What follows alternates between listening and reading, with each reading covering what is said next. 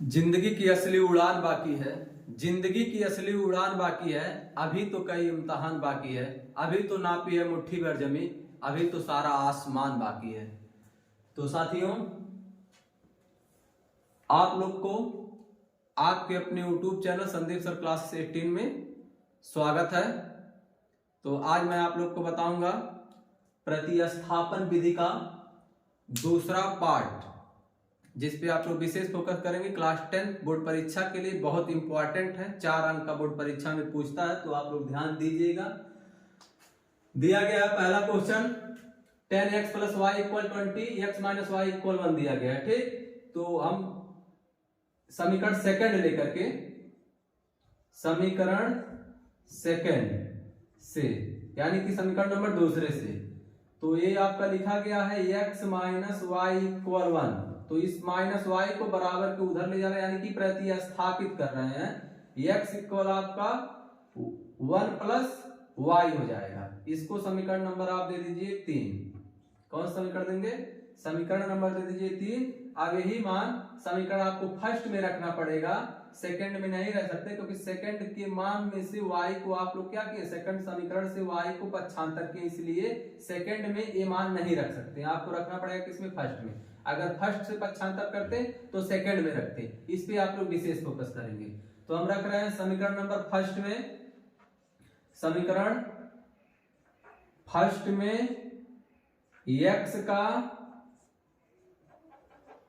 मान प्रतिस्थापित करने पर, ठीक, तो x इक्वल आपका दिया गया 1 + y, तो इसी मान को यहां पे रख देंगे। किसमें? फर्स्ट में रखेंगे।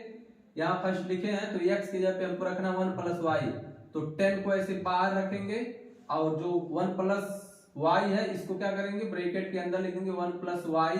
अब प्लस y को उसी तरीके से आप लोग क्या करेंगे, उतार देंगे। इक्वल आपका हो जाएगा 20। ध्यान दीजिएगा, अब ब्रैकेट के बाहर आपका 10 है, 10 का मल्टीप्लाई इसमें भी होगा, इसमें भी होगा, यानी कि 1 में भी हो जाएगा, y में भी हो जाएगा। तो आपका 10 होगा प्लस आपका 10y हो जाएगा प्लस आपका y होगा, इक्वल आपका 20 हो जाएगा। दोनों को अगर ऐड करेंगे तो आपका कितना हो जाएगा? 11 हो जाएगा। 11y इक्वल 20 - 10 हो जाएगा। तो 11y इक्वल आपका 20 में से 10 को माइनस करेंगे तो आपका बचेगा 10। अब 11y में मल्टीप्लाई किया है, बराबर के दूसरे साइड जाएगा तो डिवाइड करेगा, तो y बराबर आपका हो जाएगा 10/11। तो यहाँ पे आपको y का मान निकल गया। अब जो y का मान निकला है, चाहे समीकरण थर्ड में रखिए, चाहे सेकंड में रखिए, चाहे फर्स्ट में रखिए, ठीक। तो हम रख दे रहे हैं समीकरण नंबर थर्ड में। समीकरण थर्ड में y इक्वल 10/11 रखने पर तो रखेंगे यहाँ पे, तो आपका x इसी तरीके से उतार देंगे, इक्वल 1 + y की जगह पे हमको 10/11 रखना है, तो 10y आपका 11 हो जाएगा। इसके बटे में कुछ नहीं है तो 1 होगा, दोनों का एलसीएम लेंगे 11 हो जाएगा। 1 से भाग करेंगे 11 में 11 बार में होगा, 11 पे गुणा 1 में करेंगे तो 11 + 10। यहाँ लिखेंगे आप लोग क्या, x लिखेंगे, ठीक। तो x बराबर आपका हो जाएगा यहाँ पे 21/11। यही आपका हो जाएगा आंसर। y का मान है 10/11, x का मान है 21/11। तो ये दोनों आपको क्या हो जाएंगे, यहाँ पे y का मान निकल गया, ये x का मान हो जाएगा, ठीक। अब आप लोग देखिएगा अगला क्वेश्चन दिया गया है 3x - y = 30, 2x + y = 6 दिया गया है, ठीक। तो यहां से भी, चाहे यहां से इस समीकरण को हल करिए प्रतिस्थापित विधि से, या इसको, जो आपकी इच्छा। तो एक बार फिर से, अब की बार हम फर्स्ट ले रहे हैं समीकरण फर्स्ट से, तो आपका हो जाएगा 3x - y = 30, तो दिया ही गया है, तो 3x, y को बराबर को उधर ले जाएंगे, तो 3 माने 30 प्लस y हो जाएगा।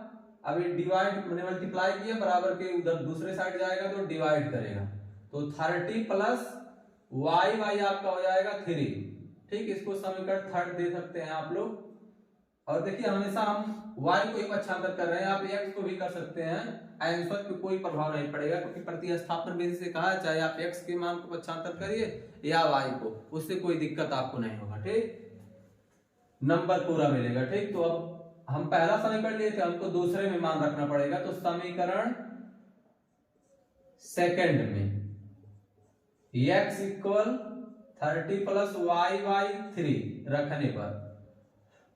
रखने पर तो रख दीजिए, तो आपका 2 हो जाएगा, जो मान दिया गया है 30 प्लस y/3 दिया है। ठीक, प्लस आपका y इक्वल 6 दिया गया है, 2 का मल्टीप्लाई करेंगे तो 60 प्लस 2y/3 प्लस यहाँ पे आपका y इक्वल आपका है 6, यहाँ पे एलसीएम लेंगे तो ऊपर हो जाएगा 3y, तो 60 plus 2y plus 3y equal आपका 6, अब बटे में क्या रहेगा 3, क्योंकि दोनों का एलसीएम लिख के जैसे यहाँ पे बताया उसी तरीके से यहाँ कर दिया गया है, बटे में यहाँ 1 होगा। ठीक, अब 3 और 2 को ऐड करेंगे तो 5 हो जाएगा, 60 को यहाँ पे रहने दीजिए, प्लस 5y इक्वल आपका 3 का मल्टीप्लाई 6 में हो जाएगा तो 18 हो जाएगा। 60 को बराबर के दूसरे साइड ले जाएंगे तो 18 माइनस 60 हो जाएगा, तो 5y बराबर आपका 60 में से अगर 18 को घटाएंगे तो 10 में से 8 घटाएंगे तो आपका बचेगा 2, 5 में से घटाएंगे तो बचेगा 3, ये बड़ा था इसलिए यहाँ माइनस लग जाएगा। y बराबर आपका आ जाएगा -32/5। तो साथियों हमें विश्वास है कि आप लोग समझ रहे होंगे, x का मान आप लोग का शायद x का मान अभी निकाला ही नहीं गया है। ठीक, ये आप लोग का किसका मान था, y का मान था। अब x का मान निकालने के लिए हम यहाँ पे तीसरे समीकरण में y का मान रख दे रहे हैं, x का मान निकल जाएगा। तो यहाँ थोड़ा सा फोकस कीजिएगा ध्यान से, ऐसे हम लाइन खींच दे रहे हैं, ध्यान दीजिएगा। तो y का मान समीकरण थर्ड में रखने पर, तो x इक्वल 30 प्लस है तो प्लस, y की जगह पे -32/5 लिखेंगे, तो -32/5 हो जाएगा, बटे में आपका है 3 तो 3 को लिख देंगे, तो x इक्वल यहां 150 माइनस 32/5, इसको ऐसे ब्रैकेट बटे में तो डिवाइड का ऐसे चिन्ह लगा दीजिए, 3 लिख दीजिए, कोई फर्क नहीं पड़ेगा। 10 में से 2 को माइनस करेंगे तो आपका बचेगा 8, आप 4 में से 3 को माइनस करेंगे तो आपका बचेगा 1, और यहां भी आपका 1 है, बटे में 5, ये जब गुणे के रूप में होगा तो इसके बटे में 1 है, नीचे चला आएगा ऊपर से, तो 1/, आपका क्या हो जाएगा 3 हो जाएगा। अब x इक्वल आप लिख सकते हैं 118 का गुणा 1 में होगा तो 118/3 का गुणा जब 5 में होगा तो 15 हो जाएगा, यानी कि 15 हो जाएगा। 118 बटे आपका आ जाएगा 15, तो x का मान 118/15 आ गया, y का मान -32/5 आया है। ठीक, तो साथियों हमें विश्वास है कि आप लोग को समझ में आया होगा। लाइक कमेंट सब्सक्राइब कर दीजिएगा, अगर समझ में नहीं आया होगा तो कमेंट में लिख दीजिएगा। तो जय हिंद साथियों।